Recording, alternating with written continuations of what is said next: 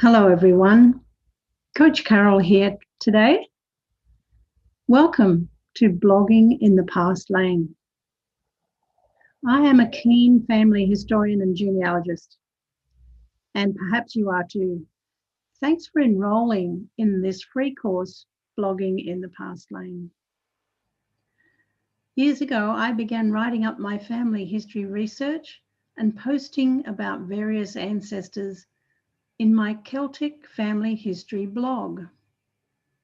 Initially, it was in the typical encyclopedic mode, and it was all about what I was researching and how excited I was each time I found new pieces of information about my ancestors.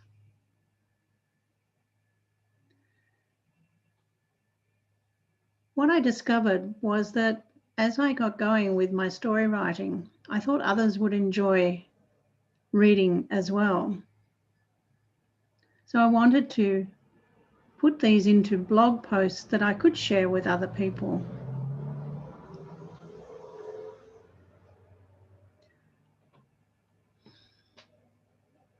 Slowly but surely, I gained confidence in what I was researching and became brave enough to write these stories and to share with other readers.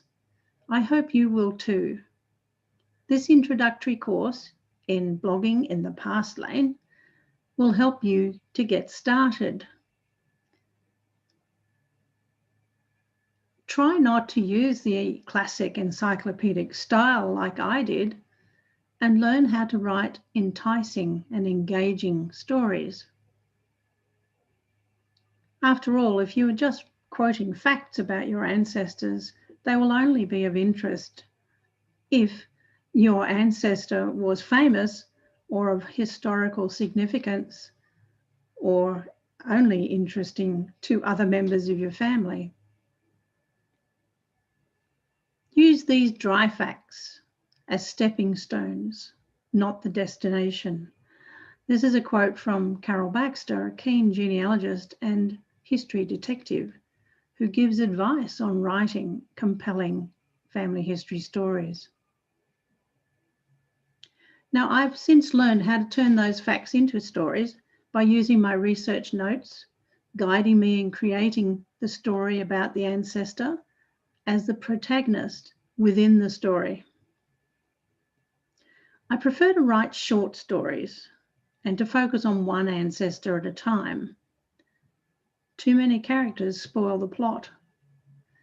I use snippets of family intrigues from the imagined journals of my own family exploits, or the legends and secrets about places, experiences handed down in my own family. I write my ancestral stories in a number of ways. Some become digital stories, 5 to 10 minute video monologues with photos and musical soundtracks. These digital stories are generally available in YouTube. Another way I write my stories is using short ancestral cards, which just contain the pertinent facts about one ancestor. And I store these in my Trello boards, and I can share them with other family members. Other stories become essays, perhaps 1,000 words on the slices of life of an ancestor or two, some of my own and some that others may have commissioned from me. And usually these are printed documents made available. But my most favourite way of writing the stories is using blog posts.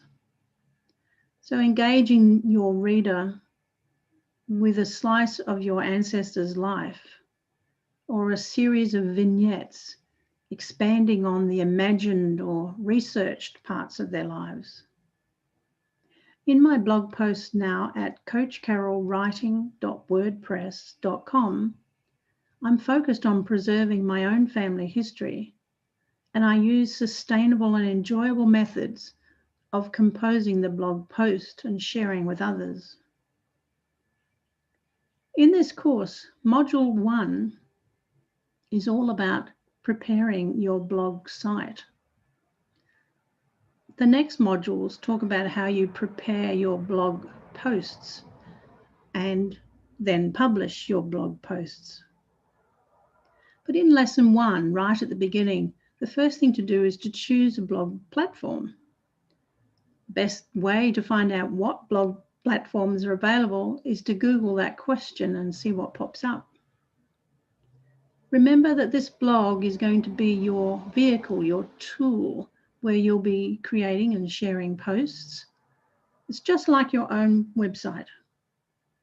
My favorite platforms for blogging are blogger.com and wordpress.com, but there are many more for you to investigate.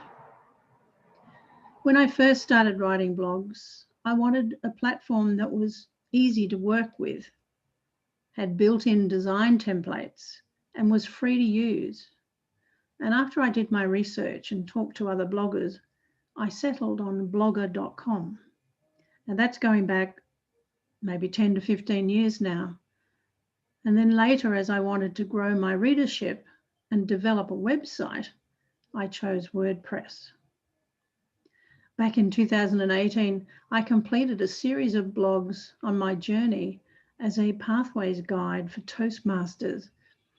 And all of those posts were done within 1 month. I do love a challenge, and I had a lot of fun with that project. Since 2018, that blog has gained followers and subscribers, and it's down to the comments and the encouragement from those who visited that have supported me in my blogging. Now I'm really keen to help others to get started in writing their own compelling blog posts of their ancestors, one at a time.